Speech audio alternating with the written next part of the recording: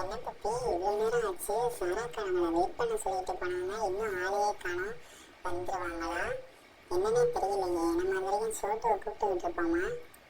சோட்டு, சோட்டு, கொஞ்சம் வீட்டிலேருந்து வெளியில் வாங்க. சாராக்கா நம்மளை இங்கே வெயிட் பண்ண சொன்னாங்க, பட் இன்னும் ஆளை காணோம். வந்து என்னன்னு பார்க்கலாம் வா.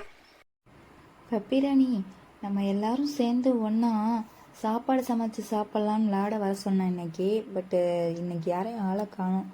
ஒன்று வீட்டிலேருந்து சொப்பு எடுத்துகிட்டு வாங்க, இல்லைனா இந்த மாதிரி பிந்தி எடுத்துகிட்டு வாங்கன்னு சொல்லியிருந்தேன். நான் இது கொண்டு வந்துட்டேன். மற்றவங்க சொப்பு கொண்டு வந்தாங்கன்னா கண்டிப்பாக இன்றைக்கி சமைச்சு எல்லாரும் ஒன்றா சேர்ந்து விளாட்லாம், ஓகேவா? நான் இந்த பிந்தி கொண்டு வந்திருக்கேன். சோட்டுக்கிட்ட கலர் புக் எடுத்துகிட்டு வர சொல்லியிருக்கேன். அதை வச்சு இன்றைக்கி விளாடுங்க.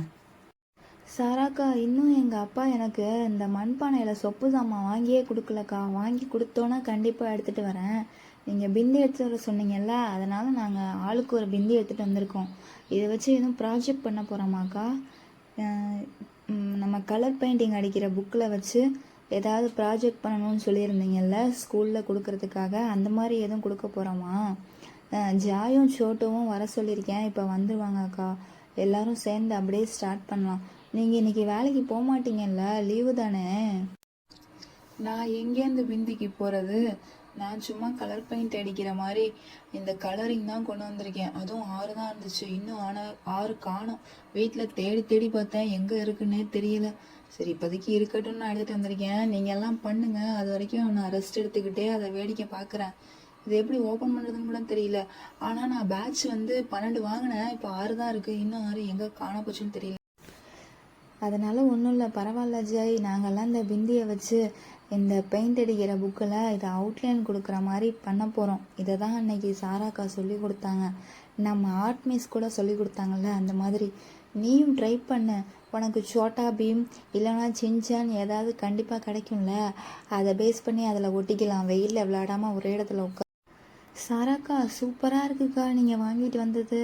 இந்த சோட்டுவோட ஆர்ட் புக்கு இன்னும் எத்தனை வருஷத்துக்கு இந்த மாதிரி புக்கு இது வாங்கி பெயிண்ட் அடிக்க போதோ தெரியல. பட் இந்த மாதிரி டைமில் நமக்கு நல்லா யூஸ் ஆகுது. அக்கா அக்கா, இதை நான் பிரிக்கிறேன். அக்கா, இதை நான் ஆக்சுவலாக பார்க்கும்போது பொட்டுன்னு நினச்சேன்க்கா. ஆனால் இதெல்லாம் அப்படியே கண்டினியூஸாக அப்படியே ஸ்டிக்கர் போட்டு ஒட்டின மாதிரி இருக்குல்ல, நல்லா இருக்குல்ல? இங்கே பாருங்களேன், கலர் கலராக பார்க்குறதுக்கு எவ்வளோ கலர்ஃபுல்லாக இருக்குது. ரெயின்போ கலர்ஸ் மாதிரி சூப்பராக இருக்குது. சரி, நான் ஃபஸ்ட்டு ஓப்பன் பண்ணுறேன். ஏய், செம்மையாக இருக்குப்பா.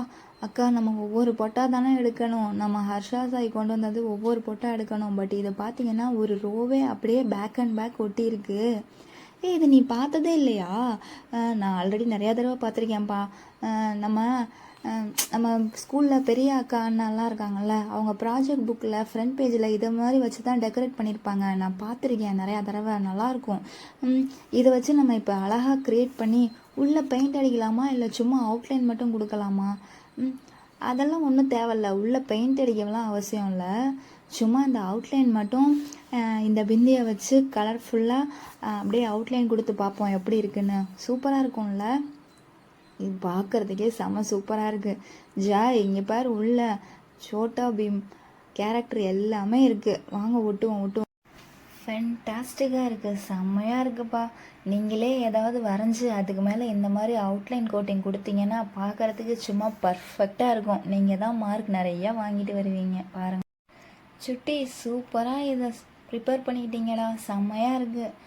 அப்படியே டெய்லியும் வெளியில் போய் வெயிலில் விளையாடாமல் வீட்டிலே உட்காந்து எல்லோரும் ஹெல்த்தை பார்த்துக்கோங்க, சரியா? ஏன்னா வெளியில் பயங்கரமாக வெயில் அடிக்குது.